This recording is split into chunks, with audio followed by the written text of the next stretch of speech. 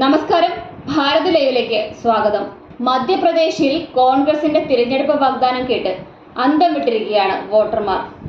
കോൺഗ്രസ് പാർട്ടിയുടെ മഹാലക്ഷ്മി പദ്ധതി വഴി സ്ത്രീകൾക്ക് ഓരോ ലക്ഷം രൂപ നൽകുമെന്നും ഇതുവഴി 2 ഭാര്യമാരുള്ള ഭർത്താക്കന്മാർക്ക് 2 ലക്ഷം രൂപ ലഭിക്കുമെന്നൊക്കെയാണ് കോൺഗ്രസ് പറയുന്നത്. മുൻ കേന്ദ്രമന്ത്രിയും കോൺഗ്രസിന്റെ ലോക്സഭാ സ്ഥാനാർത്ഥിയുമായ കാന്തിലാൽ ഭൂരിയാണ് ഇങ്ങനെയൊരു പ്രസ്താവന നടത്തിയിരിക്കുന്നത്.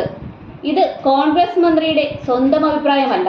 കോൺഗ്രസിന്റെ പ്രകടന പത്രികയിൽ പറയുന്നതനുസരിച്ചാണ് ഇദ്ദേഹം സ്വന്തം നിലയ്ക്ക് ഇങ്ങനെയൊരു വാഗ്ദാനം നടത്തിയത്.